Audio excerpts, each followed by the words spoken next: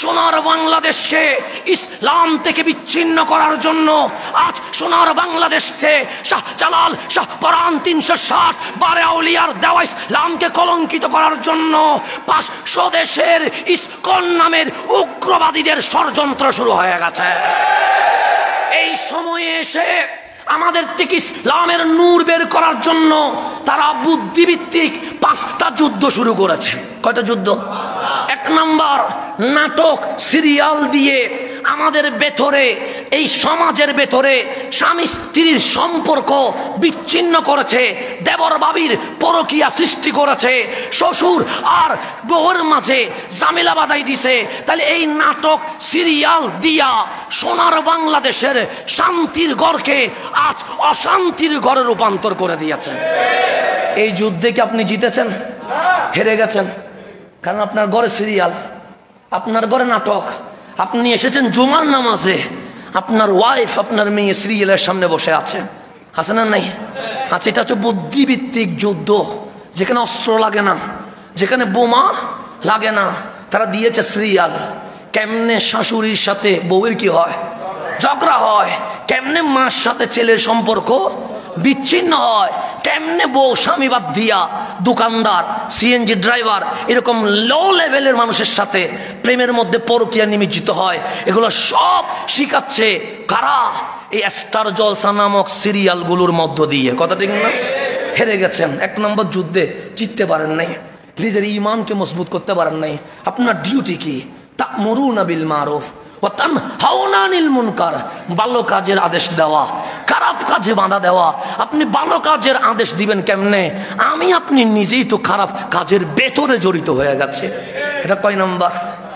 2 number দিয়েছে প্রেমের ফাঁদে ফেলে মুসলিম নারীকে ধর্ষণের মধ্য দিয়ে, ওই পেট, যেই পেট দিয়ে আব্দুল কাদের জিলানি বের হইতো, যেই পেট দিয়ে মাইনুদ্দিন বের হতো, যেই পেট দিয়ে নাসিরুদ্দিন সিপাহসালা বের হইতো, যেই পেট দিয়ে শাহ জালাল বের হইতো, ওই পবিত্র পেটকে কলঙ্কিত করার জন্য তারা প্রেমের ফাঁদে ফেলে মুসলিম নারীর ইজ্জত লুণ্ঠন করে ওই পেট দিয়ে যেন ঠাকুর রাম বের হয় সে ব্যবস্থা করে দিয়েছে। করে নাই?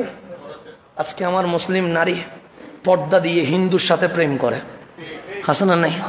আছে। অসংখ্য নজির আপনার চোখের সামনে আসে। এখন বলেন, এই মুসলিম নারীগুলোর কোনো গায়রত আছে? কোনো ব্যক্তিত্ব আছে? ওই মুসলিম নারী, তোমার তো মুসলমানের সাথে বিয়ের আগে প্রেম করাও বৈধ, সেখানে তুমি মুশরিকের সাথে কথা বলবা, মুশরিকের কাছে বসবা, মুশরিকের সাথে ছবি তুলবা, এই অনুমতি কি ইসলাম দিয়েছে? দিয়ে নাই। তোমার ইসলামের ইতিহাস খোলো। এই ইসলামের সোনালী অক্ষর কোন পুরুষ রচনা করে নাই। যদি কালিমার রচনা দেখতে হয়, আম্মা জান খাদিজাতুল কুবরা 1 নম্বরে চলে আসবে। যদি ইসলামের জন্য রক্ত দেওয়ার নাম আসে, সিদ্দিক আকবরের নাম 1 নম্বরে আসবে না, ফারুক আজমের নাম 1 নম্বরে আসবে না, উসমান জুন্নুরাইনের নাম 1 নম্বরে আসবে না, মাওলা আলীর নাম 1 নম্বরে আসবে না। হযরতে সুমাইয়া সর্বপ্রথম রমণী ইসলামের জন্য তাজা গর্দানের রক্ত জড়িয়ে দিয়ে দিয়েছে। ইসলাম দাঁড়িয়েছে নারীর রক্তের উপরে, ইসলাম দাঁড়িয়েছে নারীর কালিমার উপরে। খাদিজার ইসলাম তুমি কে কলঙ্কিত করার? সুমাইয়ার ইসলাম তুমি কে কলঙ্কিত করার? আম্মা জান আয়েশার ইসলাম তুমি কে কলঙ্কিত করার? ফাতেমার ইসলাম তুমি কে কলঙ্কিত করার? রাবিয়া বসরির ইসলাম তুমি কে কলঙ্কিত করার? ওই নেকাব পরে যখন হিন্দু ছেলের সাথে তোমার ছবি বের হয়, আমার পরিচয় দিতে লজ্জা হয়। তুমি মুসলমানের সন্তান কখনো হতে পারো না। আছে আমার নেকাবকে কি করেছে? কলঙ্কিত করেছে। আমার বুরকা, আমার পবিত্র পর্দাকেও কলঙ্কিত করেছে।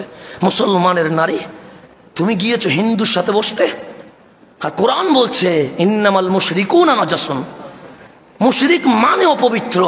আর আমার রাসূল এসেছে ইযাক্কিকুম, তোমাদেরকে কি করার জন্য? পবিত্র করার জন্য।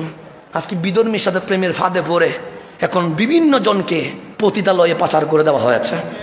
হয় নাই? হয়েছে। ছোট্ট মেয়ে গণধর্ষণের শিকার হয়ে তার চোখের পানির চিৎকারে আকাশ বাতাস কি হয়ে যাচ্ছে? ভারী হয়ে যাচ্ছে। তারা দিয়ে নিয়েছে, এটার নাম হচ্ছে প্রেমের ফাঁদে ফেলে মুসলিম নারীকে ধর্ষণের শিকার করে তার পেটকে এমনভাবে আনিয়ে দিবে যেন ওই পেট থেকে আর ইসলামিক ইমাম গাজ্জালি যেন বের না হয়। ইবনে সিনা যেন বের না হয়, মহিউদ্দিন ইবনুল আরবি যেন বের না হয়, নাসিরুদ্দিন সিফাত সালাহ যেন বের না হয়, সালাউদ্দিন আইয়ুবী যেন বের না হয়। আজ আমরাও সেই যুদ্ধে পরাজিত হয়েছে, হয় নাই? আমার ঘরের মেয়েকে আমি শিক্ষা দিতে পেরেছি? আপনি শিক্ষা দিয়েছেন? ইসলাম কারে কয়? মা বাবা যদি শিক্ষা দিত, কোন ঘরের মেয়ে বিধর্মীর সাথে প্রেমের মতো গহীন এত গৃহীত কাজ, ঘৃণিত কাজ জীবনে করতে পারত? তার 2 নম্বর যুদ্ধে আপনি কি হয়েছেন? পরাজিত হয়েছেন। 3 নম্বর যুদ্ধ, আমাদের যুবকদের হাতে একটা মাদক তুলে দিয়েছে। কি মাদক? সেটা হচ্ছে ইয়াবা না ইয়াবার চেয়ে ক্ষতিকর, সেটা হচ্ছে ফেসবুকের মধ্যে গেমসের মাদক, সে পাবজির মাদক। এই মাদক তুলে দিয়েছে। কারণ ওই মাদকের ভেতরে আমার তারুণ্যের যে সময়, নিজেকে গঠন করার সময়, যে সময় নিজেকে বিজয় করার সময়, যে সময় নিজেকে প্রতিষ্ঠিত করার সময়, সে সময় আমার তারুণ্য কোথায় চলে গেছে? গেমসে চলে গেছে। এটা হচ্ছে মাদকের চেয়ে আরো বেশি ক্ষতিকর। এটা দিয়েছে কারা? খেয়াল করে দেখেন, তারাই দিয়েছে। এইবার ইন্টারে এইচএসসিতে বেশিরভাগ ফেল, কথা ঠিক না? কেন ফেল হয়েছে? রেজাল্ট হচ্ছে এই যুবকগুলো, যুবতীগুলো মোবাইলে আসক্তির কারণে পড়ালেখা করে নাই, পড়ালেখা না করে গেছে হলে, সে কারণে কি করেছে? ফেল করেছে। সেই জন্য আপনি খেয়াল করে দেখেন, আজকে ঢাকা ইউনিভার্সিটির ছেলেকে যদি বলেন ডাকসুর পরিপূর্ণ কি হবে, সেটাও বলতে পারে না। চাকসুতে দাঁড়াইছে, ওকে জিজ্ঞেস করেন চাকসুর পরিপূর্ণ ওয়াট কি হবে, বলতে পারে না। কেন? সে তো গেমসের ভিতরে, সে তো পর্নোগ্রাফির ভিতরে, সেই তো মোবাইলের মধ্যে অযথার ভিতরে।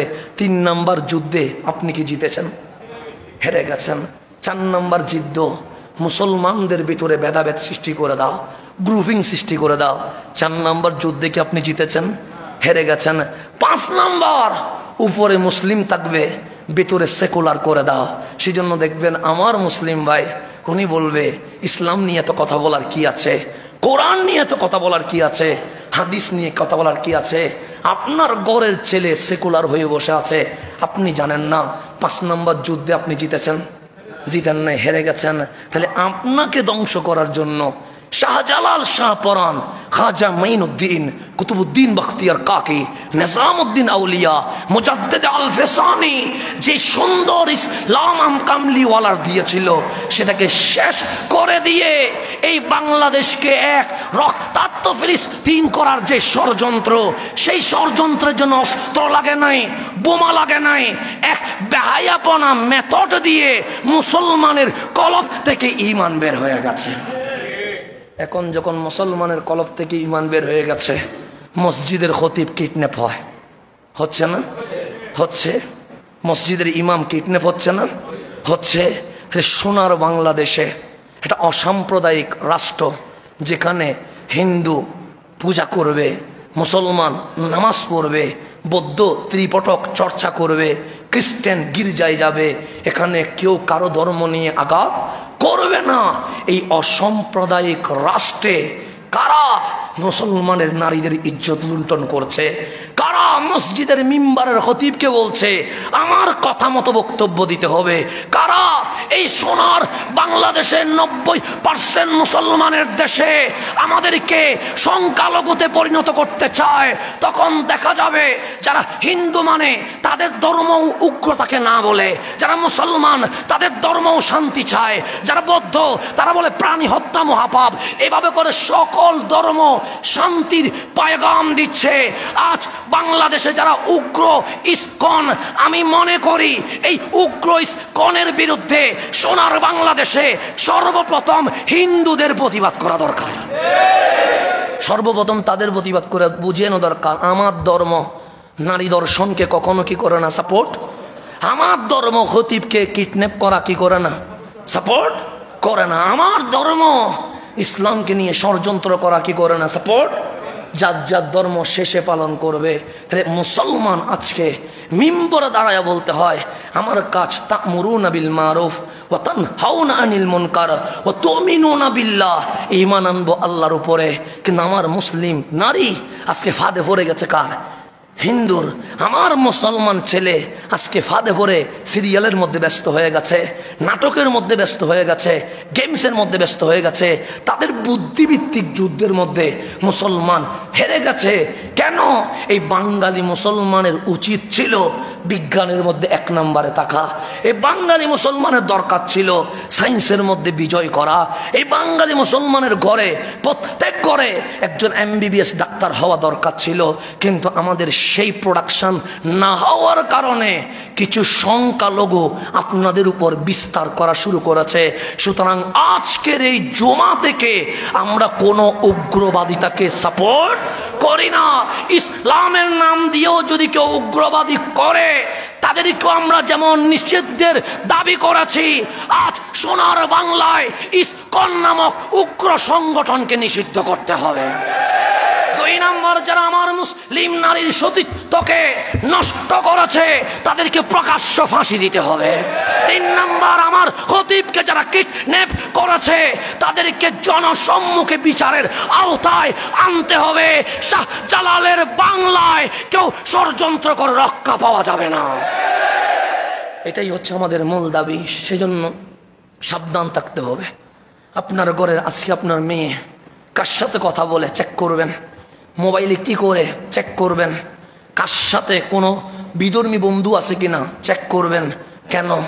আপনার মেয়েটা সহজ সরল, কিন্তু যে কখনো কোনো শিয়ালে মুরগির স্বাধীনতা যখন চাইবে, মনে করবেন সে মুরগির স্বাধীনতা চায় নাই, সে মুরগিকে এনে বক্ষণ করার কি চেয়েছে, অধিকার চেয়েছে। কোনো শিয়াল ভালো কথা বললে সে ভালো হওয়া যায় না।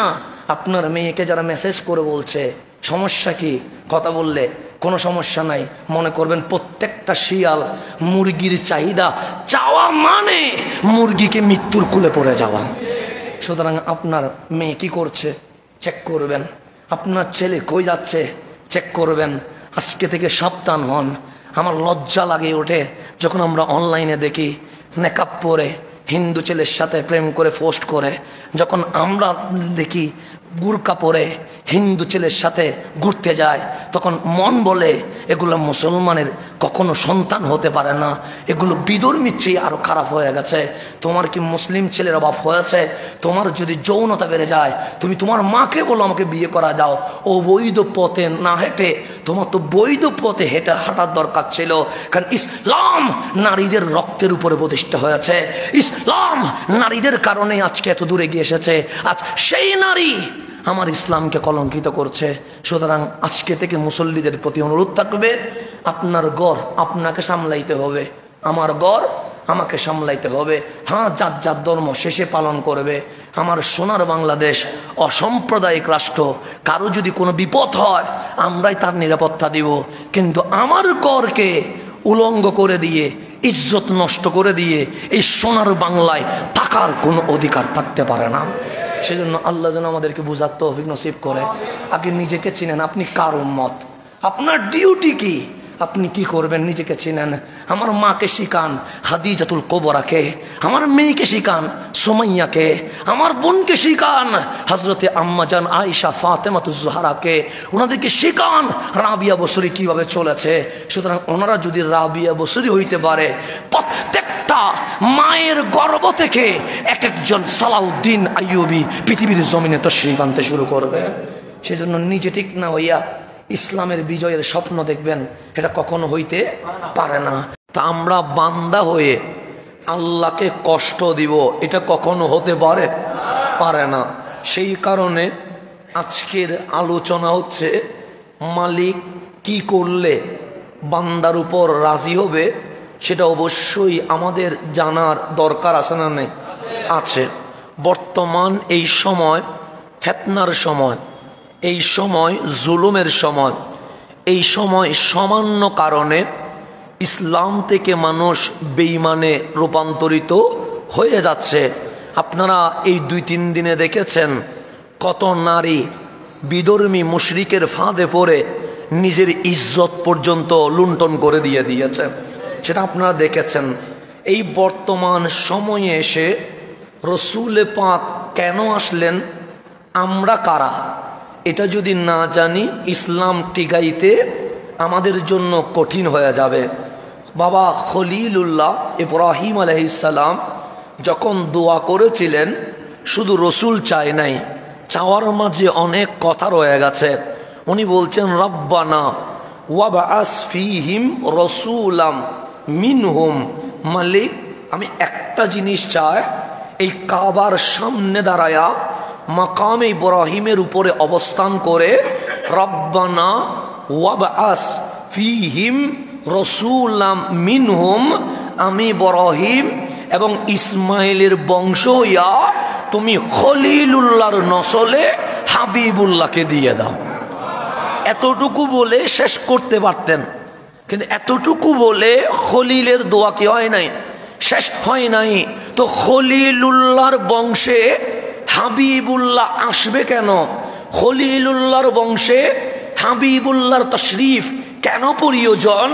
এটাও খলিল উল্লেখ করেছেন, ইয়াতুলু আলাইহিম আয়াতিকা, হাবিবুল্লাহকে এই জন্য দিবা, ইয়াতলু তিনি তেলাওয়াত করবে, আলাইহিম তার উম্মতের উপরে, আয়াতিকা মালিক তুমি যে কোরআনের আয়াত দিবা, বিধান দিবা, সংবিধান দিবা, শরীয়ত দিবা, ইসলাম দিবা, ওই তোমার কালাম যার ঠোঁট দিয়ে বের হবে উনি হাবিবুল্লাহ রহমতুল্লিল আলামিন। তাহলে এক নম্বর ইয়াতুলু আলাইহিম আয়াতিকা, হাবিবুল্লাহ এসে দুনিয়াতে ঘুমাবে না, হাবিবুল্লাহ এসে রাষ্ট্রপতির নির্বাচন করবে না, হাবিবুল্লাহ এসে ক্ষমতা বুঝিয়ে নিবে না, হাবিবুল্লাহ সর্বপ্রথম এই জমিনে এসে কালামুল্লাহ তার উম্মতের উপর পৌঁছাবে।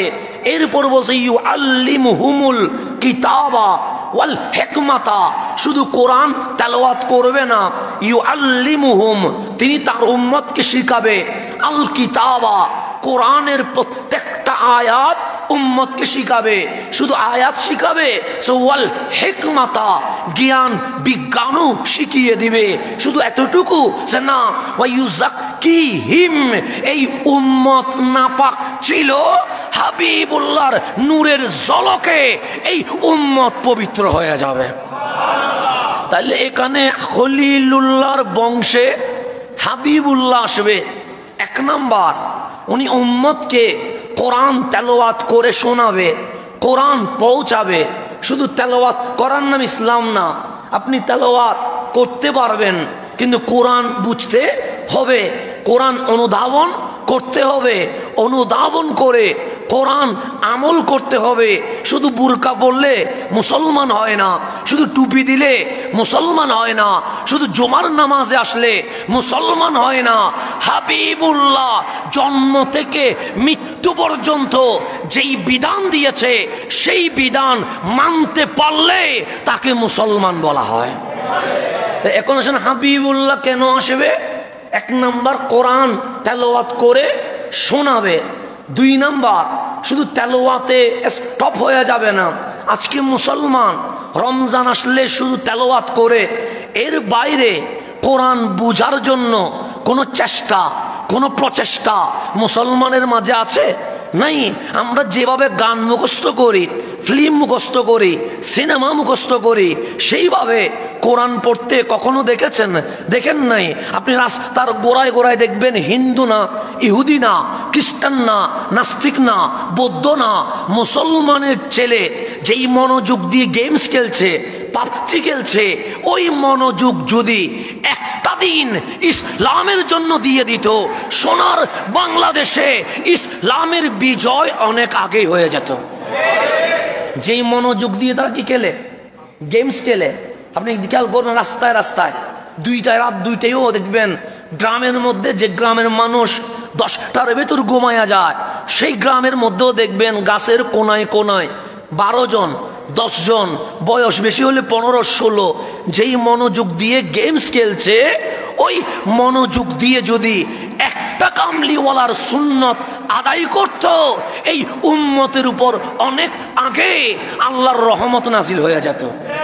কিন্তু আমাদের মনোযোগ গেমসে, আমাদের মনোযোগ নাটকে, আমাদের মনোযোগ সিনেমায়, আমাদের মনোযোগ বেহায়াপনায়। এই মনোযোগ চলে গেছে ইসলাম যা অবৈধ বলেছে সেই মাঝে তো আল্লাহর রসুল আসবে কেন? এক নাম্বার কোরআন তেলাওয়াত শিখাবে, দুই নাম্বার কোরআনে আল্লাহ কি বলেছে, আল্লাহ কি চায়, বান্দা কি ডিউটি করবে, ইউ আল্লিমুহুম, এটাও কামলিওয়ালা প্র্যাকটিক্যাল শিখাবে। আমার নবী চাইলে বলতে পারতেন নামাজ পড়ো, নিজে না পড়লেও পারতেন, রোজা রাখো, নিজে না রাখলেও পারতেন, কিন্তু এই উম্মতের চেয়েও কোটি গুণ আমল যিনি বেশি করেছে উনি রহমতুল্লিল। আমার নবীকে কোনো গুণ আছে, কোনো পাপ আছে, কোনো অপরাধ আছে? কিন্তু যে নবী জীবনে কখনো তাহাজ্জুদের নামাজ কাজা করে নাই, ওনার নাম রহমতুল্লিল। আপনার নামাজ 2 মিনিটের, আমার নামাজ 5 মিনিটের, এর মধ্যে শেষ। নামাজ বেশি লম্বা হইলে আপনিও বিরক্ত, খতিবও বিরক্ত। আমরা দ্রুত নামাজ কেমনে আদায় করব সেটা নিয়ে টেনশন করছি। আর আম্মা জান আয়েশা সিদ্দিকা বলছে রাত চলে যাচ্ছে, কামলিওয়ালা তাহাজ্জুদে যে দাঁড়িয়েছে, দাঁড়ানো রয়ে গেছে, পা ফুলে গেছে, চেহারা লাল হয়ে গেছে। আম্মা জান আয়েশা সিদ্দিকা তাহেরা বলছে না কোনো আগে গুনাহ আছে না পরে গুনাহ আছে, এইরকম কষ্ট করার কি দরকার? কামলিওয়ালা বলে গুনাহ তো নাই, কথা ঠিক, কিন্তু আমি যে রহমতুল্লিল আলামিন, আমি যে ইমামুল আম্বিয়া, আমি যে সৈয়দুল মুরসালিন, আল্লাহ যে আমাকে এত নিয়ামত দিয়েছে, ওই নিয়ামতের শুকরিয়া কি আমরা আদায় করব না? আমরা শুকরিয়া আদায় করবো কখন? আমরা তো কমাও চাইতে পারি নাই। রসুল শুকরিয়া আদায় করছে রাতের ঘুম কি করে দিয়ে, হারাম করে দিয়ে।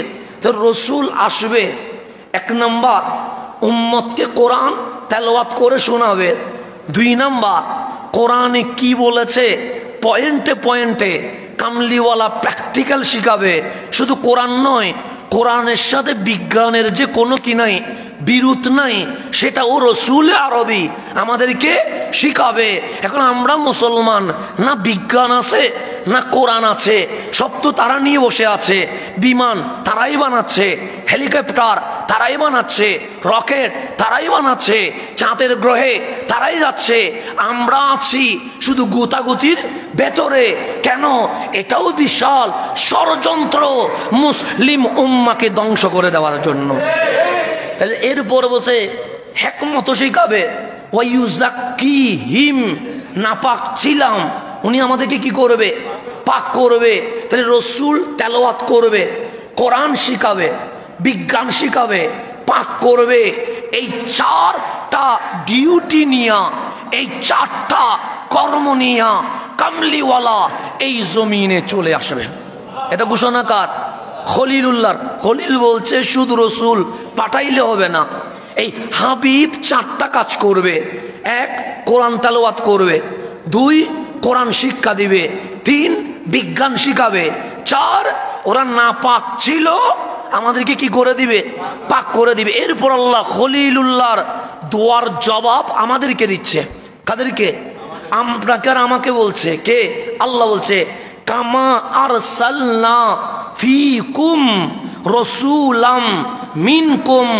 মনে করো ওই যে খানায়ে কাবার চত্বরে মাকাম ইব্রাহিমে দাঁড়ায়া আমার খলিল যে হাবিবুল্লাহর মিলাদের দোয়া করেছিল, আজকে 12 রবিউল আউয়াল 570 খ্রিস্টাব্দে কামা আরসালনা ফিকুম রাসূলাম মিনকুম, তোমাদের মধ্য থেকে আমি হাবিবুল্লাহকে দুনিয়ায় পাঠিয়ে দিয়েছি। খলিলুল্লাহর মোনাজাতের উত্তর দিচ্ছেন কে? কাদেরকে? ফিকুম, কুম তোমরা, খলিলকে না। খলিলের দোয়া তো কবুল হয়েছে, আল্লাহ জানাই দিচ্ছে যে দোয়া কবুল হয়ে গেছে। এই দোয়ার উত্তর দিচ্ছে আল্লাহ আমাদেরকে, এই বান্দা শোন, কামা আরসালনা ফিকুম, আমি তোমাদের মাঝে পাঠাইছি রসুলাম, এমন রসুল, মিনকুম, তোমাদের মাঝ থেকে। তাশরীফ আবরি করেছে, ফেরেশতা নয়, জিন নয়, অন্য কোনো মাখলুকাত নয়। মা আমেনার গর্বে খায়রুল বশর, নূরানি বশর এই জমিনে তাশরীফ নিয়ে এসেছে। এতটুকু বললে হয়ে যাইত। আল্লাহ এতটুকু বললে খলিলের দোয়া কি হয়েছে? কবুল হয়েছে। তোমরা ভাগ্যবান, খলিল দোয়া করেছিল 1000 বছর আগে, কিন্তু ওই 1000 বছর আগের দোয়া আমি তোমাদের মাঝে হাবিবুল্লাহকে দিয়া কাবার চত্বরের দোয়া যে কবুল করলাম, এই ঘোষণা সুস্পষ্ট ভাষে আমি উম্মতে মুহাম্মাদীকে দিয়ে দিয়েছি। এতটুকু বললে হইতো, কিন্তু এরপর বলছে ইয়াতুলু আলাইকুম আয়াতিনা। খলিল যে বলছিল আমার হাবিবুল্লাহ উম্মতকে কোরআন তেলাওয়াত শিখাবেন, আল্লাহ বলছে ইয়াতুলু, তিনি তেলাওয়াত করবেন, আলাইকুম, তোমাদের উপর, আয়াতিনা, আমার আয়াত, এই কোরআন যে নাজিল করেছি, এই কোরআন তোমরা বুঝবা না, এই কোরআনের আয়াত যার থেকে শুনতে হবে উনি রহমতুল্লিল। এরপর বলছে ইউযাক্কিকুম, ওখানে বলছে প্রথমে কোরআন তেলাওয়াত শিখাবে, এরপর কোরআন কি বলেছে প্র্যাকটিক্যাল শিখাবে, এরপর বিজ্ঞান শিখাবে, এরপর নাপাক পাক করবে, নাপাক পাক করবে। এটা কয় নম্বরে? 4 নম্বরে। কিন্তু আল্লাহ দেখেন ইয়াতুল্লু আলাইকুম আয়াতিনা, তিনি সর্বপ্রথম কোরআন তেলাওয়াত করবে। 4 নম্বরেরটা 2 নম্বরে আনছি, বলছে ওয়াইউযাক্কিকুম, তোমাদেরকে উনি পবিত্র করবে। কেন? পাক যদি না হও, কোরআন নূর, রসুল নূর, ইসলাম নূর, আর তোমারটা যদি না পাক হয় কোরআন ঢুকবে না। কোরআন শিখানোর আগে তোমাদের মতো অপবিত্র মানুষকে কামলিওয়ালার নূরের ফয়েজে তোমাদেরকে পবিত্র করে তুলবে। এটা কয় নম্বরে নিয়ে আসছে আল্লাহ? হাবিব খলিল বলছে কয় নম্বরে? 4 নম্বরে। আল্লাহ বলতেছে এটা করবে কয় নম্বরে? এরপর বলছে ওয়াইউআল্লিমুকুমুল কিতাবা ওয়াল হিকমাতা, তোমাদেরকে কোরআনও শিক্ষা দিবে, বিজ্ঞানও শিক্ষা দিবে। এরপর ওয়াইউআল্লিমুকুম মা লাম তাকুনু তা'লামুন, যত অজানা বিষয় ছিল অতীত, বর্তমান, ভবিষ্যতেও কি হবে, কামলিওয়ালা সমস্ত বিষয় তোমাদেরকে শিখিয়ে দিয়ে দিবে। তাহলে আজকে 1400 বছর পরে কি হবে, কি ঘটবে, সমাধান কি হতে পারে, এটা আমার রসুল আমাদেরকে জানিয়েছে কি জানায় নাই? ওল্ডান কিতাব, বুখারীতে যান, কিতাবুল ফিতান খোলেন, মুসলিম শরীফে যান, সিয়াসিত্তায় যান, আমার রসুল বলে নাই এমন কোন কথা কি আছে? আল্লাহ বলছে হাবিব শুধু আপনি ইলমে গায়েব জানেন তা না, ওয়ামা হুয়া আলাল গায়বি বিদনিন, আপনি তো ইলমে গায়েব জানার পরে নিজের কাছে রেখে দিতে পারতেন, কাউরে না জানাইলে কি হয়। কিন্তু এই উম্মতকে ইলমে গায়েব জানানোর ব্যাপারে আপনি কি বনতা বলেন করেন নাই, সমস্ত ইলমে গায়েব উম্মতকে জানিয়ে দিয়ে দিয়েছেন। যতটুকু জানানো দরকার এর চেয়ে আরো বেশি জানাইছেন রহমতুল্লিল। কিয়ামত পর্যন্ত কি ঘটবে, হাসরের ময়দানে কি ঘটবে, কোন কোন জান্নাতে যাবে, কে কে জাহান্নামে যাবে, সমস্ত কিছু ডিটেলস এখানে কোনো কিছু কি করে নাই, গোপন ফারফুক করে নাই। কে যাবে কে যাবে না সময়ের প্রয়োজনে নাম সহ বলে দিয়েছে, সময়ের প্রয়োজনে নাম সহ বলে দিয়েছে। বুখারী মুসলিম মুত্তাফাকুন আলাই। একজন দাঁড়ায় গেছে, একজন কি করছে, উনি রসুলের পিছনে নামাজ পড়ছে, জোহরের নামাজ। তাহলে এখানে কি হিন্দু ঢুকছে মসজিদে, বৌদ্ধ ঢুকছে, চাকমা ঢুকছে, রসুলের পিছনে জোহরের নামাজ পড়ছে। কার পিছনে? নবীর পিছনে। আপনি কি তারে অমুসলিম বলবেন না মুসলিম বলবেন? অমুসলিম বলার কোনো সুযোগ আছে? হযরতে ফারুক আজম বলছে ফালাম্মা সাল্লা জোহরা, যখন নামাজ আদায় করলেন, ফাকামা রাসূলুল্লাহ আলাল মিম্বার, কামলিওয়ালা মিম্বরে দাঁড়িয়ে গেছেন। এমত অবস্থায় সা কিয়ামত নিয়ে কথা বললেন, কিয়ামতের আগ পর্যন্ত কি ঘটবে রহমতুল্লিল আলামিন বিস্তারিত আমাদেরকে জানিয়ে দিয়েছেন। তাই এখন দাঁড়াইছে মদিনায়, দাঁড়াইছে কোথায়? 100 বছর পরে কি ঘটবে এটা রসুল বলতেছেন, 200 বছর পরে কি ঘটবে এটা রসুল বলতেছেন, 300 বছর পরে কি ঘটবে এটা রসুল বলতেছেন। আমি যদি বলি আগামীকাল এই ঘটনা ঘটবে, আপনারা মানবেন? আপনারা বলবেন যে ফাঁফর নেওয়ারও তো একটা কি আছে, লিমিট আছে। তুমি কালকে কি ঘটবে এখানে দাঁড়ায় বলা শুরু করছো। সিটারিডোতে একটা কি আছে, লিমিট আছে, ক্রস করছো কেন? তা আমি বললে আপনি মানবেন না আগামীকালের কথা। আর রসুল বলছে 1500 বছর পরে এই ঘটনা ঘটবে, 1600 বছর পরে এই ঘটনা ঘটবে। অমত অবস্থা ঈসা রুহুল্লাহ নামবে। এগুলো বলতে বলতে বলতে বলতে ফারুকে আজম বলছে জান্নাতীরা জান্নাতে যাবে, জাহান্নামীরা জাহান্নামে যাবে। এটা পর্যন্ত কামলিওয়ালা আমাদেরকে বলে দিয়েছে। তো এই আমি 1 বছর পরের কথা বললে আপনার কাছে সন্দেহ আসবে, 2 বছর পরের কথা বললে কথাটা কি সত্যি, উনি কি অনুমান করে বলতেছে, এমনি তো এইভাবে বলার কথা না। তো ফাঁকে ফাঁকে কিছু মুনাফিকও আছে না নাই? আছে। তারা মনে মনে বলতেছে এটা কি সম্ভব, এটা কি সম্ভব? রসুল বলতেছেন যে মক্কা বিজয় হবে, ইয়াসরাব মদিনা হবে, আমি যাইতে দেরি বেশি দিন লাগবে না, রোম পরাশ্য মুসলমানের কদমে আসবে। তা আমি এখন যদি বলি বাংলাদেশ অচিরে আমেরিকাকে হারায়া আমেরিকা দখল করবে, মসজিদ আমার চাকরি থাকবে না? আমার তো কালকে লেটার পাঠাই দিবেন যে আজগবি কথা বলার কারণে আপনাকে অবসর দেওয়া হইল, আগামী জুমা থেকে না আসলে খুশি হব। কথা ঠিক না? অলরেডি লেটার পৌঁছে যাবে। কেন? আমি বলেছি বাংলাদেশ অচিরে আমেরিকাকে হারায়া আমেরিকা দখল করবে। এটা জীবনে কোনো মুসল্লি মানবে? মানবে না। আমি হাজার বুঝাইলেও মানবে না। পরিয়োজন আমাকে চিঠি দিয়ে বলবে মান সম্মান থাকতে আসিয়েন না, আসলে বিদ্রোহ সৃষ্টি হবে। তাহলে আমি সামান্য বলেছি বাংলাদেশ আমেরিকাকে হারাবে, আপনি মানতে পারেন নাই। আর রসুল সেই সময় আমেরিকার চেয়ে বড় শক্তিশালী, ইউরোপের চেয়ে বড় শক্তিশালী, চাইনার চেয়ে বড় শক্তিশালী, সেই শক্তিশালী রাষ্ট্র রোম পারস্য সম্পর্কে বলছে অচিরে তোমাদের চোখের সামনে রোম পারস্য ইসলামিক মুজাহিদরা বিজয় করবে, কালিমার পতাকা রোম পারস্যের মসনদে উঠতে থাকবে। কে মানবে?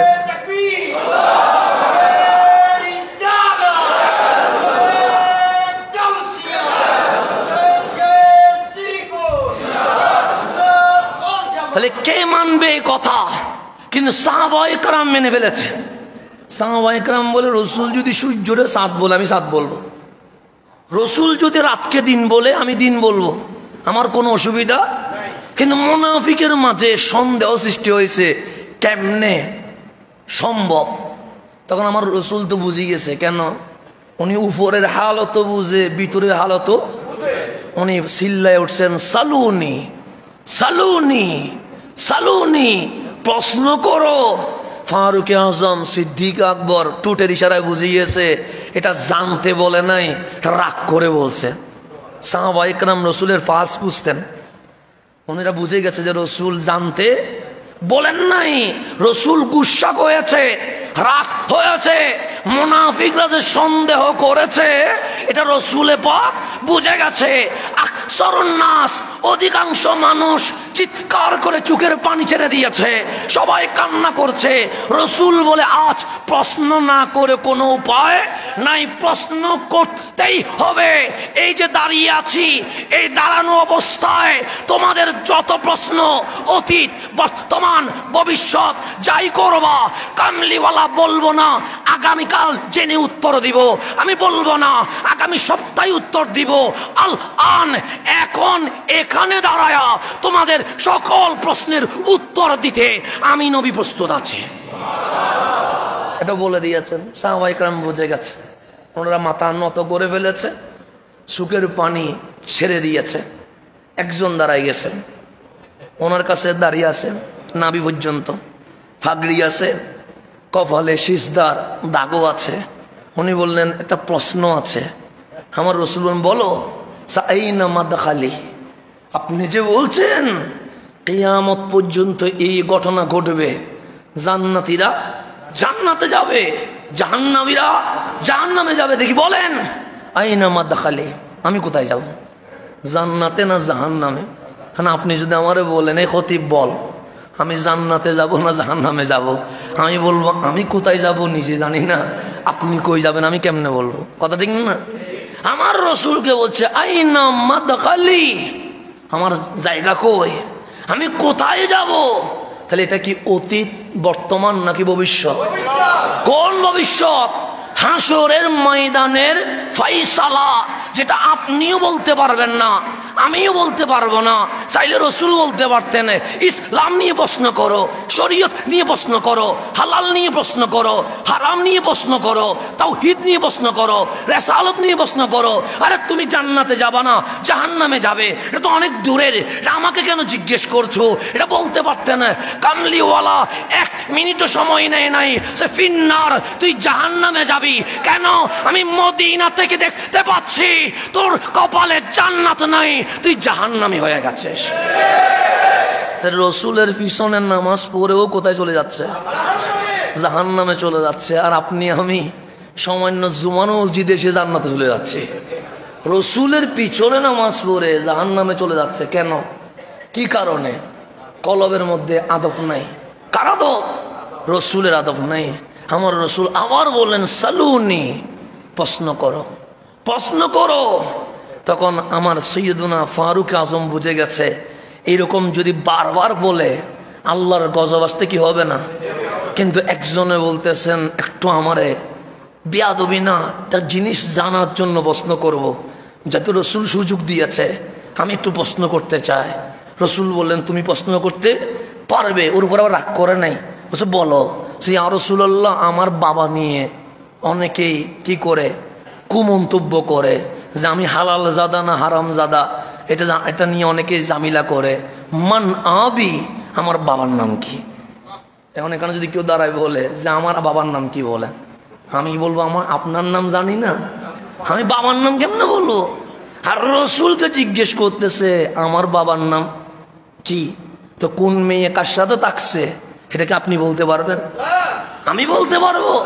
আপনি তো বিয়ের আগেও জানেন না আপনার ওয়াইফটা ঠিক আছে না ঠিক নাই, এটা বলার কোনো সুযোগ? আমার রসুল দাঁড়াইয়া বলছে হ্যাঁ তোমার বাবার নাম আমি বলবো, যেটা বলার কারণে দুনিয়া থেকে সন্দেহ চলে যাবে। তোমার বাবার নাম আবু কুহাফা, আমি নবী বলে দিয়েছি। বাবার নামও বলে দিয়েছে, বর্তমানের কথাও বলেছে, ভবিষ্যতের কথাও। ফারুক আজম নামাজের শুরুতে বসে বলছে আর যদি সামনে গাইতে দিই গজব আসতে কি হবে না, দেরি হবে না। চোখের পানি ছেড়ে দিয়ে বলছে রাদিতু বিল্লাহি রাব্বা ওয়া বিল ইসলামে দীনা ওয়া বি মুহাম্মাদিন সাল্লাল্লাহু আলাইহি ওয়াসাল্লাম নবিয়্যা। হাবিব রাগ করে না, আল্লাহর রব পেয়ে খুশি হয়েছে, এতটুকু বললে তো হয়ে যায়, তৌহিদি জনতা হয়ে যায়, কিন্তু এতটুকু বলে থেমে যায় নাই। সোয়াবিল ইসলামে দিনা, দিন হিসেবে ইসলাম পেয়ে খুশি হয়েছি। ওয়াবি মুহাম্মাদিন সাল্লাল্লাহু আলাইহি ইসলাম নবিয়্যা আও রাসূলা, আপনাকে রসুল পেয়ে বড় খুশি হয়ে গেছি। ফারুক আমাদেরকে শিখাচ্ছে হে নবীর উম্মত, লিল্লাহি তাকবীরে থেমে যাইও না। যেখানে নারায়া তাকবীর দিবা সেখানে অবশ্যই নারায়ে রাসালাত দিয়ে দিবা। কেন নবীর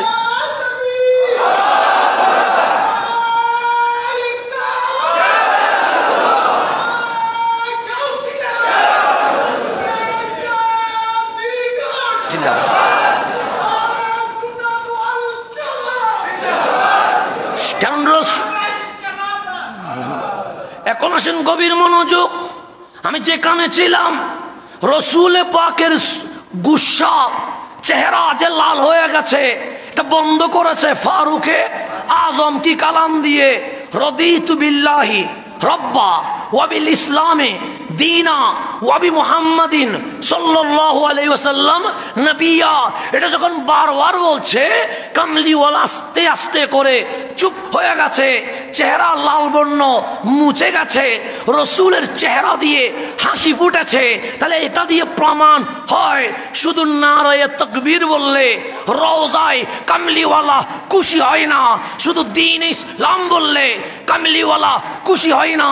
যেখানে নারায়ে তাকবীর বলবেন, যেখানে দ্বীনে ইসলাম বলবেন, সেখানে অবশ্যই ইয়া রাসূলুল্লাহর স্লোগান আপনার জবানে, আপনার দিলে, আপনার বুকে জাগরণ হইতে হবে। এর পরেই আপনি রসুলের উম্মত হইতে পারবেন, এর বাইরে হওয়ার কোনো সুযোগ। তাহলে রসুল আসছে, কোরআন তেলাওয়াত করবে, আমরা নাপাক, আমাদেরকে পবিত্র বানাবে, কোরআন শিখাবে, বিজ্ঞান শিখাবে। আল্লাহ বলে তোমরা যা জানতা না সেটাও আমার নবী তোমাদেরকে কি করে দিবে, জানায়া দিবে। এটা বলার পরে আল্লাহ আমাদেরকে বলছে, হে নবীর উম্মত, তোমরা কি রসুল মেনে নিয়েছো? আমরা বললাম মেনে নিয়েছি। তোমরা কি কামলিওয়ালাকে তোমাদের আকা হিসেবে স্বীকৃতি দিয়েছো? আমরা বললাম দিয়েছি। আল্লাহ বললেন আদমের তো উম্মত আছে, খলিলের তো উম্মত আছে, কালিমের তো উম্মত আছে। কুনতুম খায়রা উম্মাতিন, সকল নবী রসুলের উম্মতকে আরেক পাল্লায় রাখলে, হাবিবুল্লাহর উম্মতকে আরেক পাল্লায় রাখলে, আমি আল্লাহ বলছি আমার নবী যদি ইউজাক্কিকুম, তোমাদেরকে পাক বানিয়েছে, পবিত্র বানিয়েছে, নবীর নূরের ঝলক তোমাদেরকে যেহেতু আলোকিত করেছে, সকল নবী রসুলের উম্মতের চেয়ে আমি আল্লাহ হাবিবুল্লাহর উম্মতকে সবার সেরা বানিয়ে দিয়েছে। তাহলে আমরা সবার সেরা হয়েছি কার কারণে? নবীর কারণে। এতটুকু পর্যন্ত যখন বসছি, এখন আমাদের কি আছে? ডিউটি আছে। মালিক আমরা যে সেরা হইলাম এটা প্রমাণ কেমনে বুঝবো? আল্লাহ বলছে ডিউটি হচ্ছে তা'মুরুনা বিল মারুফ, ভালো কাজের আদেশ দিবা, ও তানহাউনা আনিল মুনকার, খারাপ কাজে বাধা দিবা, ও তুমিনুনা বিল্লাহ, আল্লাহর উপরে কি আনবা? ঈমান আনবা। তুমি যে ভালো উম্মত, তুমি যে সবার সেরা, তিনটা কাজে প্রমাণিত হবে। এক, তা'মুরুনা বিল মারুফ, ভালো কাজের আদেশ দিতে হবে। দুই, তানহাউনা আনিল মুনকার, খারাপ কাজে নিষেধ করতে হবে। তুমিনুনা বিল্লাহ, ঈমান থাকবে কার উপরে? আল্লাহর উপরে। আজ সোনার বাংলাদেশকে ইসলাম থেকে বিচ্ছিন্ন করার জন্য, আজ সোনার বাংলাদেশকে শাহজালাল শাহপরান 360 বারে আউলিয়ার দেওয়া ইসলামকে কলঙ্কিত করার জন্য 500 দেশের ইসকন নামের উগ্রবাদীদের ষড়যন্ত্র শুরু হয়ে গেছে। এই সময়ে এসে আমাদের থেকে ইসলামের নূর বের করার জন্য তারা বুদ্ধিভিত্তিক 5টা যুদ্ধ শুরু করেছে। কয়টা যুদ্ধ? 1 নম্বর, নাটক সিরিয়াল দিয়ে আমাদের ভেতরে, এই সমাজের ভেতরে স্বামী স্ত্রীর সম্পর্ক বিচ্ছিন্ন করেছে, দেবর বাবির পরকীয়া সৃষ্টি করেছে, শ্বশুর আর বউয়ের মাঝে ঝামেলা বাঁধাই দিছে। তাহলে এই নাটক সিরিয়াল দিয়া সোনার বাংলাদেশের শান্তির ঘরকে আজ অশান্তির ঘরে রূপান্তর করে দিয়েছেন। এই যুদ্ধে কি আপনি জিতেছেন? হেরে গেছেন। কারণ আপনার ঘরে সিরিয়াল, আপনার ঘরে নাটক, আপনি এসেছেন জুমার নামাজে, আপনার ওয়াইফ, আপনার মেয়ে সিরিয়ালের সামনে বসে আছে, আছে না নাই?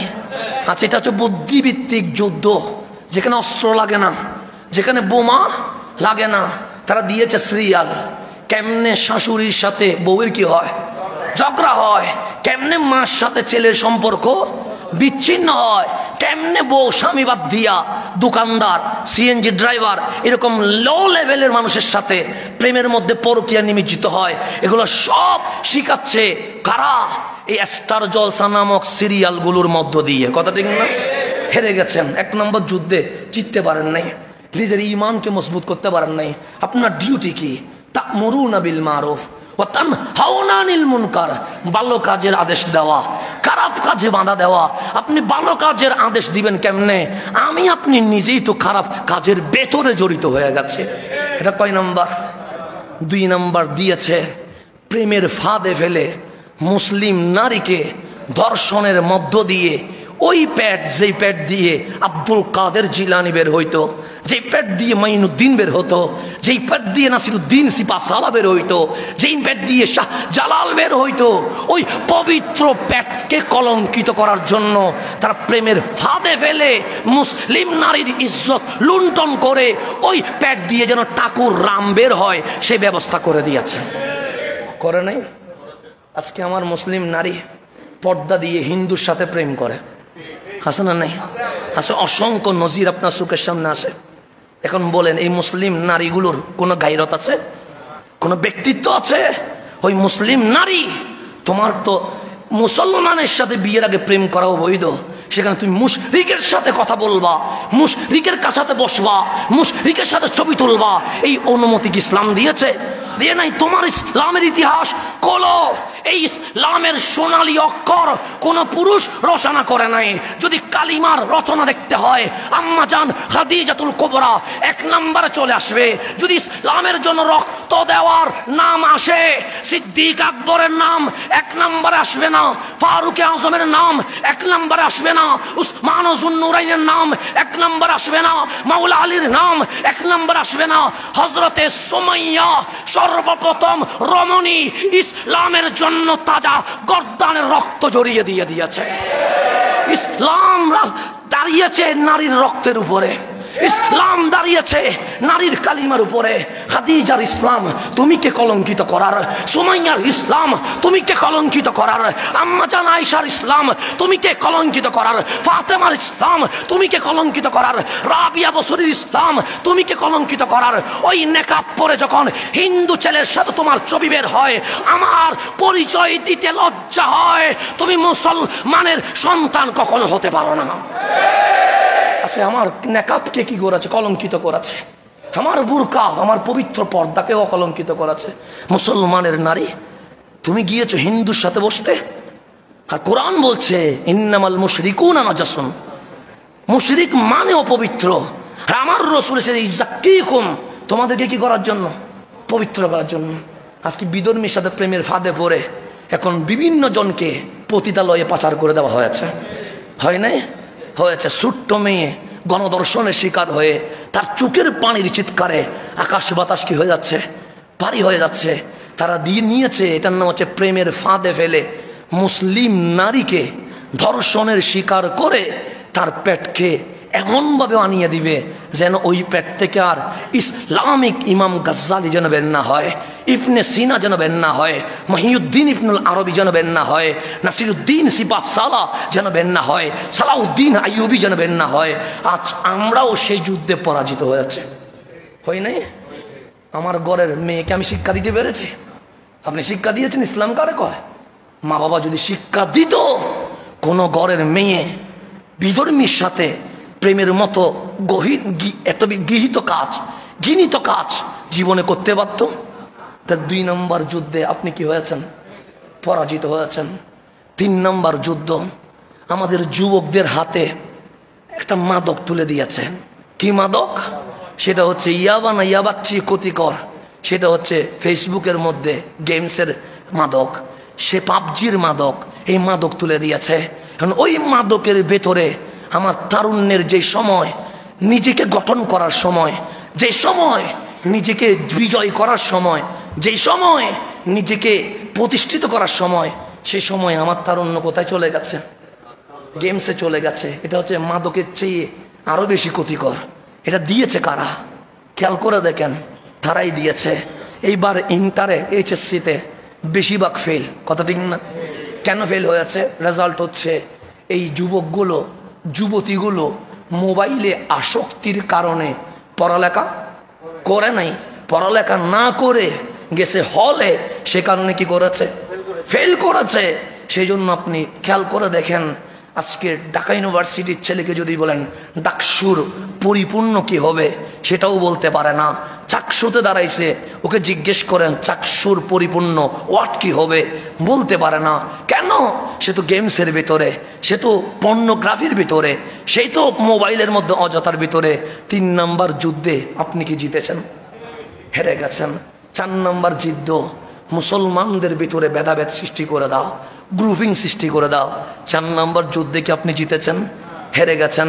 5 নম্বর, উপরে মুসলিম থাকবে, ভিতরে সেকুলার করে দাও। সেজন্য দেখবেন আমার মুসলিম ভাই, উনি বলবে ইসলাম নিয়ে তো কথা বলার কি আছে, কোরআন নিয়ে তো কথা বলার কি আছে, হাদিস নিয়ে কথা বলার কি আছে? আপনার ঘরের ছেলে সেকুলার হয়ে বসে আছে, আপনি জানেন না। 5 নম্বর যুদ্ধে আপনি জিতেছেন? জিতেন নাই, হেরে গেছেন। তাহলে আপনাকে ধ্বংস করার জন্য শাহজালাল শাহপরান, খাজা মাইনুদ্দিন, কুতুবুদ্দিন বখতিয়ার কাকি, নিজামুদ্দিন আউলিয়া, মুজাদ্দিদ আল ফেসানি যে সুন্দর ইসলাম কামলিওয়ালার দিয়েছিল, সেটাকে শেষ করে দিয়ে এই বাংলাদেশকে এক রক্তাক্ত ফিলিস্তিন করার যে ষড়যন্ত্র, সেই ষড়যন্ত্রের জন্য অস্ত্র লাগে নাই, বোমা লাগে নাই, এক বেহায়াপনা মেথড দিয়ে মুসলমানের কলব থেকে ঈমান বের হয়ে গেছে। এখন যখন মুসলমানের কলব থেকে ইমান বের হয়ে গেছে, মসজিদের খতিব কিডন্যাপ হয়, হচ্ছে না? হচ্ছে। মসজিদের ইমাম কিডন্যাপ হচ্ছে না? হচ্ছে। সোনার বাংলাদেশে একটা অসাম্প্রদায়িক রাষ্ট্র, যেখানে হিন্দু পূজা করবে, মুসলমান নামাজ পড়বে, বৌদ্ধ ত্রিপটক চর্চা করবে, খ্রিস্টান গির্জায় যাবে, এখানে কেউ কারো ধর্ম নিয়ে আঘাত করবে না। এই অসাম্প্রদায়িক রাষ্ট্রে কারা মুসলমানের নারীদের ইজ্জত লুণ্ঠন করছে? কারা মসজিদের মিম্বারের খতিবকে বলছে আমার কথা মতো বক্তব্য দিতে হবে?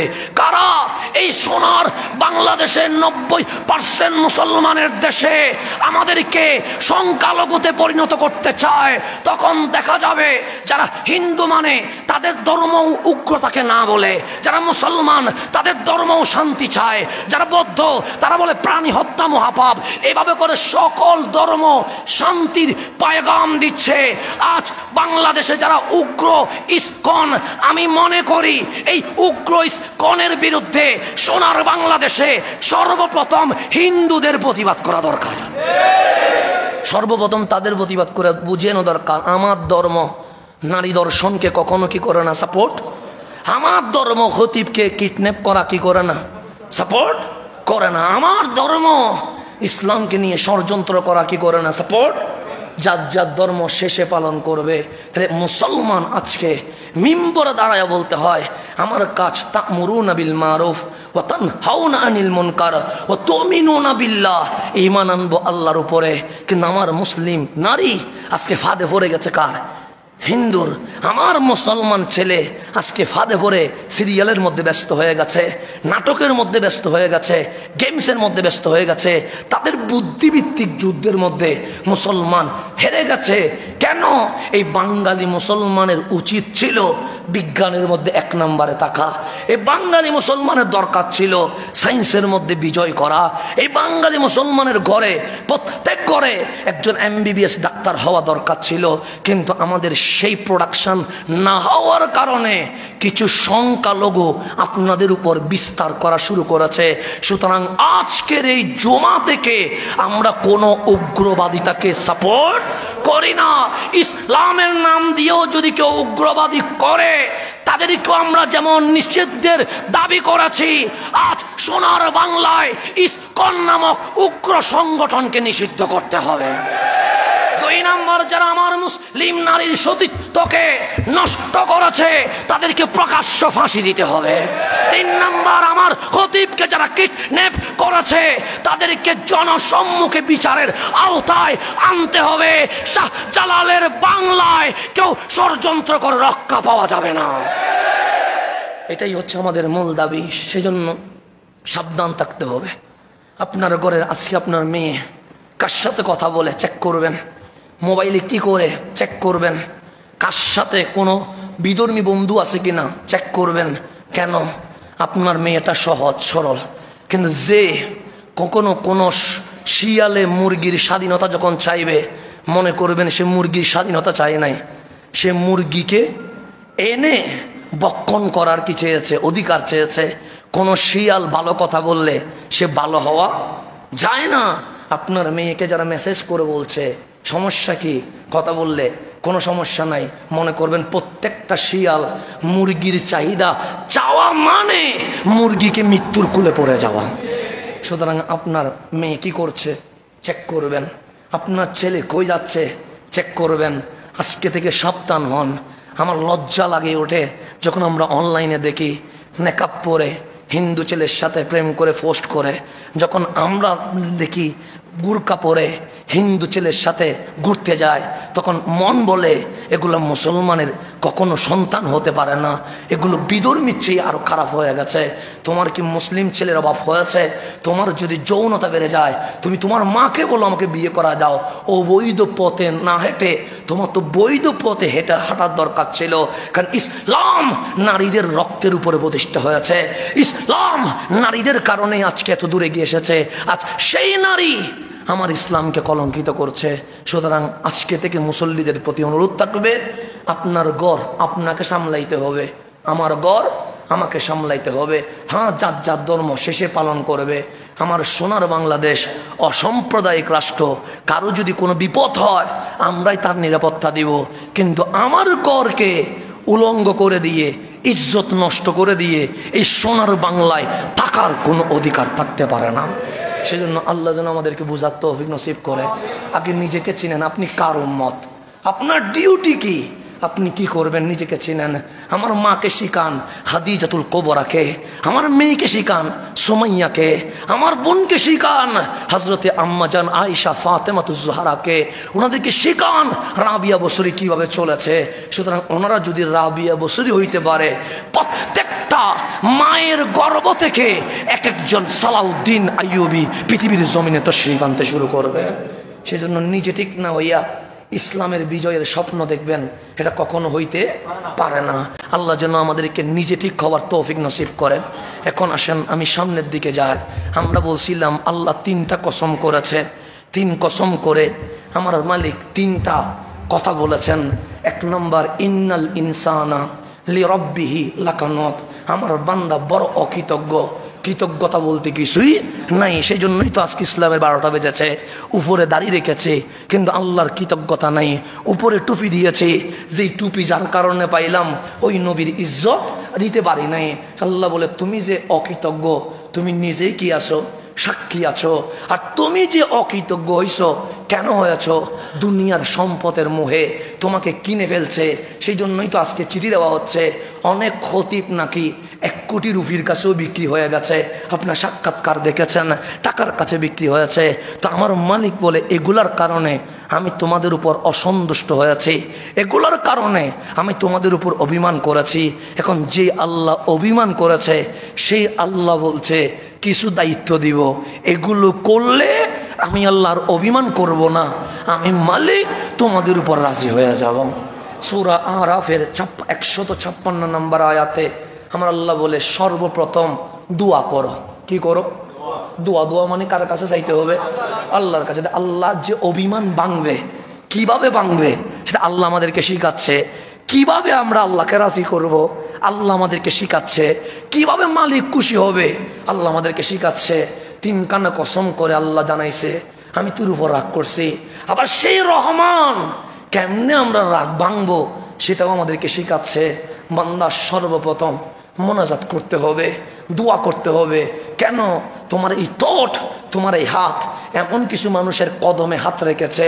তোমরা কখনো বলেছো আমেরিকা আমাকে দিতে পারে, কখনো বলেছো চাইনা আমাকে মানুষ করে দিবে, কখনো বলেছো হিন্দুস্তান আমাকে মন্ত্রী বানিয়ে দিবে। এই সব কাজের কারণে তোমার ভেতরে শিরক ঢুকে গেছে। এখন আমি আল্লাহ তোমাকে বলছি তুমি এই দরজাগুলো বাদ দিয়া আমার দরজায় এসে মোনাজাত করো। কেন? নামাজ লাগবে, রোজা লাগবে, জুমা লাগবে, কিন্তু সব কিছুর একটা সীমা আছে না নাই? চোখ ছাড়া কি মানুষ হইতে পারবেন? নাক ছাড়া মানুষ হইতে পারবেন? কান ছাড়া মানুষ হইতে পারবেন? মুখ ছাড়া মানুষ হইতে পারবেন? তাহলে টোটো লাগবে, কানও লাগবে, চোখও লাগবে, বডিও লাগবে। কিন্তু এই চোখ থেকে নখ পর্যন্ত এই বডি চলবে যদি আকল থাকে, বিবেক থাকে, ব্রেন থাকে। যদি আকল না থাকে, পাগল হন, তাহলে সুখ থেকে নখ পর্যন্ত কোনো কাছে আসবে না। সেজন্য নামাজ আপনার সুখ হইতে পারে, রোজা আপনার কান হইতে পারে, তেলাওয়াত আপনার মুখ হইতে পারে, জমা আপনার বডি হইতে পারে। আমার রসুল বলে আদ-দুআউ মুখুল ইবাদা। ওই ইবাদত নামক বডির মগজের নাম হচ্ছে দোয়া। বান্দা যত বেশি মালিকের দরবারে দোয়া করবে তত বেশি বান্দা মাওলার কাছাকাছি পৌঁছে যাবে। সেজন্য আমাদেরকে দোয়া করতে হবে। আল্লাহ বলছেন এই বান্দা দোয়া কর। মালিক কি দোয়া করতাম? সে বল ওয়াক্তুব লানা, মালিক লিখে দাও আমাদের জন্য। কার বলতেছি? আল্লাহর ওয়াক্তুব। কাতাবা ইয়াকতুবু মানে লিখিত করে দাও, লিখে দিয়ে দাও। ওয়াক্তুব লানা, আমাদের জন্য লিখে দাও। ফি হাযিহি দুনিয়া হাসানা ওয়া ফিল আখিরা, দুনিয়া এবং আখিরাতে যত হাসানা ভালো আছে সমস্ত ভালোর মালিকানা আপনি আল্লাহ আমাদেরকে লিখে দিয়ে দেন। দুনিয়াতে ভালোও আছে, খারাপও আছে না? আছে। তুফানও আছে, আবার আবহাওয়ার মধ্যে কি আছে? সুন্দর বাতাসও আছে। তো আপনি কি তুফান নিবেন? না, আপনি ফজরের বাতাস নিবেন। কেন? ওই ফজরের বাতাস যেন মদিনা থেকে আসতে শুরু করেছে। সুতরাং আপনি ফজরের বাতাস আর তুফান কি একরকম হবে? তো আল্লাহরে বলতেছেন ওয়াক্তুব লানা, মালিক আমাদেরকে লিখে দাও না, ফি হাজিহি দুনিয়া হাসানা ওয়া ফিল আখিরাহ, দুনিয়া এবং আখিরাতে যত ভালো আছে সমস্ত ভালোর মালিকানা আমাকে লিখে দাও। এখন আল্লাহ বলবে কেন লিখে দিব? তোমাকে কি কারণে লিখে দিব? দুনিয়াও তোমারে লিখে দিব, জমিনও তোমারে লিখে দিব, ফ্যাক্টরিও তোমাকে লিখে দিব, জান্নাতও তোমাকে লিখে দিব, কাউসারের পানিও তোমাকে লিখে দিব, ক্ষমাও তোমাকে লিখে দিব, রহমতও তোমাকে লিখে দিব। কেন লিখে দিব? আল্লাহ উত্তর দিচ্ছে এই কারণে লিখে দিতে হবে, ইন্না হুদনা ইলাইকা, মালিক এখন আমি আর আমেরিকার দালালি করব না, এখন আমি আর চাইনার দালালি করব না, এখন আমি আর হিন্দুস্তানের দালালি করব না, এখন আমি আর কারো দরজায় গিয়ে ভিক্ষার ঝুলি বাতিয়ে দিব না। তুই কি করবি? সে ইন্না হুদনা ইলাইকা, আমরা সবাই মিলে আজকে আপনার দিকে প্রত্যাবর্তন করে দিয়েছেন। আমরা আপনি ছাড়া আর কারো কাছে চাইব না মালিক, আমরা আপনার কাছে ফিরে আসবো। ওই আল্লাহ বলছে ইন্নাল ইনসানা লিরাব্বিহি লাকানুত, মানুষ বড় অকৃতজ্ঞ। এই অকৃতজ্ঞকে কৃতজ্ঞ করার জন্য একটাই রাস্তা আছে, ইন্না হুদনা ইলাইকা, আমরা মালিকের দরবারে চলে এসেছি। মালিক আজকে থেকে আর কাউকে ধন্যবাদ দিব না, তোমাকেই ধন্যবাদ দিব। আর কাউকে দুঃখ বুঝাবো না, তোমারে বুঝাবো। আর কারো কাছে চাইবো না, তোমার কাছে চাইবো। তুমি আমার মালিক বলে দুনিয়া এবং আখিরাতে যত ভালো আছে সমস্ত ভালো আমাদেরকে লিখে দিয়ে দাও। এখন আমরা ঘোষণা করছি, আমরা কার দিকে ফিরে আসছি? আল্লাহর দিকে ফিরে আসছি, আমরা রসুলের দিকে ফিরে আসছি। ঘোষণা করছি কোথায়? জুমার মিম্বরে। এখন আল্লাহ বলতেছেন ও বান্দা, আমি যখন জাহান্নাম বানাইছি, মসনদ আহমদের হাদিস, আমি যখন জান্নাত বানাইছি, জান্নাত আর জাহান্নামের মাঝে একটু অহংকার প্রকাশ পাইছে। কি প্রকাশ পাইছে? আল্লাহ সব সইতে পারে কিন্তু অহংকার সইতে পারে না। তো জাহান্নাম বলতেছে মালিক যত পাপী আছে, যত অপরাধী আছে, কত ঘুষখোর আছে, সুদখোর আছে, পয়সাওয়ালা আছে, ধনী আছে, এমপি আছে, মন্ত্রী আছে, রাষ্ট্রপতি আছে, সবগুলারে জাহান্নামে দিয়ে দাও। এটা কে বলতেছে? জাহান্নামে বলতেছে। আর জান্নাতে বলতেছে মালিক আমি একটা জিনিস চাইবো। আল্লাহ তুই কি চাইবি? যত গরিব মিসকিন ফকির এগুলারে আমারে দিয়ে দাও। আল্লাহর কাছে এই কথা ভালো লাগে নাই। মসনদ আহমদ থেকে বলতেছি, আমার থেকে না। জান্নাত বানানোর পরে জান্নাত বলছে মিসকিন ফকির গরিব আমাকে দাও। আর জাহান্নাম বলছে যত ধনী শিল্পপতি কোটিপতি ক্ষমতাওয়ালা সুদখোর ঘুষখোর জেনাকারী হানাহানি খুনি সবগুলারে আমারে দিয়ে দাও। তো আমার রসুল বলছে যখন জান্নাত জাহান্নাম এই কথা বলছে আর আমরা বলছি ইন্না হুদনা ইলাইকা, মালিক আমরা তোমার দিকে চলে এসেছি। আর জাহান্নাম বলছে মালিক ওকে আমাকে দিয়ে দাও। আল্লাহ কলা, আল্লাহ বলে জাহান্নাম শোন, আযাবি উসিবু বিহি মান আশা, আমি যাকে ইচ্ছা তাকে আযাব দিব। তোর কথাই আমি কাউরে জাহান্নাম দিব না। তোর কথা আমি কাউরে জাহান্নামের কথাই যদি জাহান্নাম দে একজনও জান্নাতে যেতে পারবো না। জাহান্নাম যেভাবে ডিমান্ড করছে কার কাছে, সেইভাবে যদি আল্লাহ জাহান্নামে দেওয়া শুরু করে, না ইমাম সাহেবে যাইতে পারবে না খতিব সাহেবে যাইতে পারবে। তো দুইজনে যখন যাইতে পারবে না, না মুসল্লি যাইতে পারবে, যখন মুসল্লি যাইতে পারবে না, না পরিবার যাইতে পারবে, কেউ তো যাইতে পারবে না। তো সবাই জাহান্নামের দরজার মধ্যে কি ধরতে হবে? সিরিয়াল দিতে হবে। কারণ জাহান্নাম যে ডিমান্ড আল্লাহর কাছে করেছে, অমুকরে দাও অমুকরে দাও অমুকরে দাও অমুকরে দাও। তা আল্লাহ বলে জাহান্নাম তোরে বানাইছি, যাদের উপর আমি রাগ করছি তাদেরকে শাস্তি দেওয়ার জন্য, কিন্তু তুই যে ডিমান্ড করেছিস অমুককে আযাব দিতে হবে, অমুককে আযাব দিতে হবে, অমুককে আযাব দিতে হবে, তোর কথায় আমি আযাব দিব না। আযাবি উসিবু বিহি মান আশা, আমি যাকে ইচ্ছা করব তাকে আযাব দিব, আর যাকে ইচ্ছা করব বিনা হিসেবে মাফ করে দিয়ে দিব। এরপর জান্নাতকে বলতেছে জান্নাত তোরে কারে দিতাম? বলছে মিসকিন গরিব ফকির শুধু এগুলোরে দিবা, বাকি আর কাউরে দিবা না। আর কাউরে দিতে পারবো না, শুধু দিবে কারে?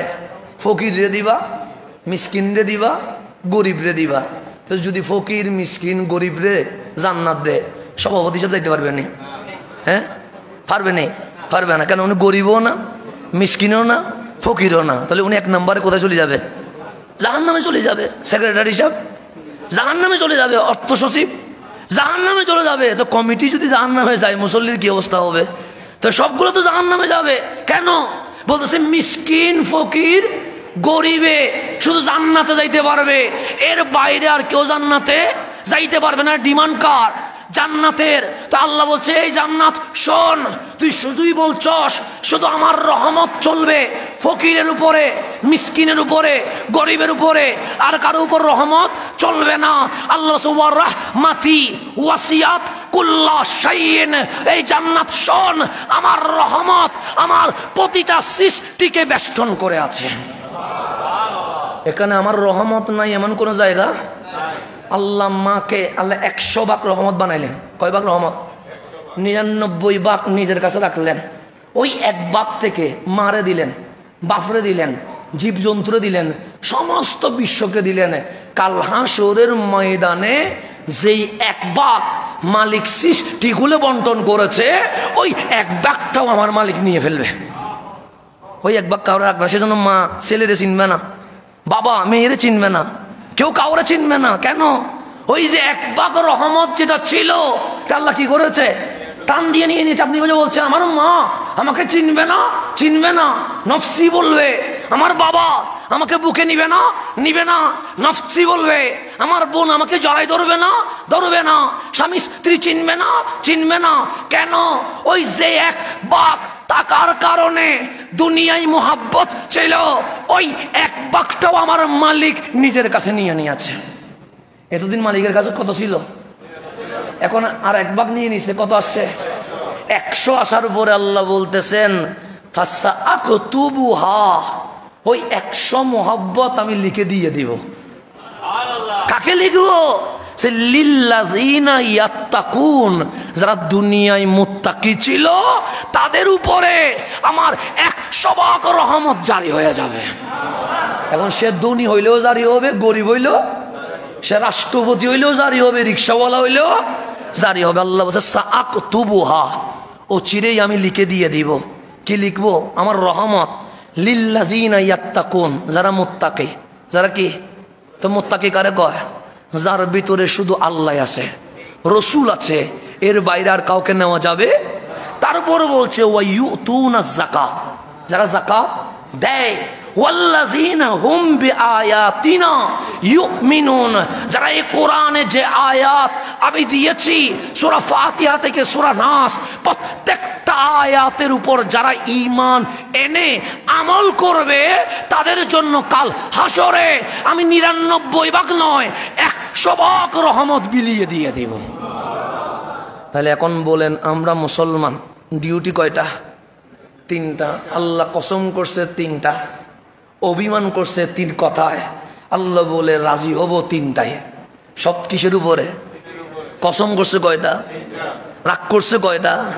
এখন বলতেছে যদি 3টা জিনিস নিতে পারিস, আমি 100 ভাগ রহমত সাআকতুবুহা তোকে লিখে দিয়ে দিব। কোনটা?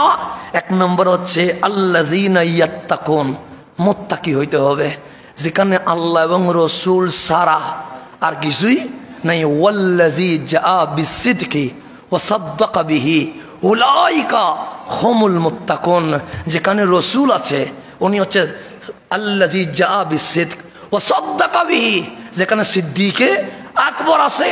এই 2 মেরুতে কিয়ামত পর্যন্ত যারা জমা হবে, উলাইকা হুমুল মুত্তাকুন, তারাই মুত্তাকি হবে। তাহলে আমার বোন বাইরে যাওয়ার সুযোগ আছে নাই? আমি নাটক সিরিয়াল দেখার সুযোগ আছে? আপনারা গেমস খেলার সুযোগ আছে নাই? কেন? সর্বপ্রথম কি হইতে হবে? মুত্তাকি। 2 নাম্বার ওয়ায়ুতুনাজ যাকাত, যাকাত দিতে হবে। 3 নাম্বার ওয়াল্লাযিনা হুম বিআয়াতিনা ইউমিনুন, সুবিধা যেটা এটা মানবেন, অসুবিধা যেটা এটা মানবেন না, এটা হবে না। আল্লাযিনা হুম বিআয়াতিনা ইউমিনুন, যারা আমার আয়াত যেটা আছে এটার উপরে কি আনতে হবে? ঈমান আনতে হবে। এখন খতিব সাহেবে মিম্বরে উঠলে ভয় লাগে, কোন কথা বলতে গেলে চাকরি চলে যায়। সেজন্য আমরা ও হারামার রিবার বলতে পারি না, আমরা হারামের মাহফিল আর করতে পারি না। উপরে দাঁড়ায় কতক্ষণ আপনার দিকে দেখতে হয়, কতক্ষণ ওনার দিকে দেখতে হয়, কতক্ষণ ওনার দিকে দেখতে হয়। এখন চিন্তা করতেছি কোনটা মাহফিল করতে যাব। যখন আমরা চিন্তা করি কুল হু আল্লাহ হাত বললে ঝামেলা হবে না, এটা নিয়ে মাহফিল করি, তাহলে অর্ধেক ঈমান আনছি আর অর্ধেক ঈমান আনতে পারি নাই। সেই জন্য গজব চলে এসেছে। আল্লাহ বলছে যদি ঈমান আনতে হয় 100-তে 100 আনতে হবে, আর যদি ছাড়তে হয় পুরাটাই ছেড়ে দে, আমার কোনো আপত্তি নাই। তা আল্লাহ বলছে যদি মুত্তাকি হও, যদি যাকাত দাও, যদি পুরা কোরআনের ফাতিহা থেকে নাস পর্যন্ত আয়াতের উপর ঈমান আনতে পারো, সাআক্তুবুহা, এমন রাজি হব 99 ভাগ না, একটা ভাগ যেটা দিয়েছিলাম সেটা সহ নিয়া 100 ভাগ রহমত কাল হাসরে আমার মুমিন বান্দা বান্দিনীকে আমি দিয়ে দিব। তাহলে কসম করছে কয়টা, নারাজ হয়েছে কয়টা, রাজি হবে কয়টায়? তাহলে 1 নম্বর মুত্তাকি, 1 নম্বর কি, 2 নম্বর যাকাত দিতে হবে, 3 নম্বর কোরআন শরীফের যেটা ভালো লাগে মানবেন, যেটা ভালো লাগে না মানবো না, হইতে পারবে না। 100-তে 100 এই ঈমান যদি আনতে পারেন, ইনশাআল্লাহ মালিক বলে যে গুসা আমার ছিল সেটা কেটে যাবে।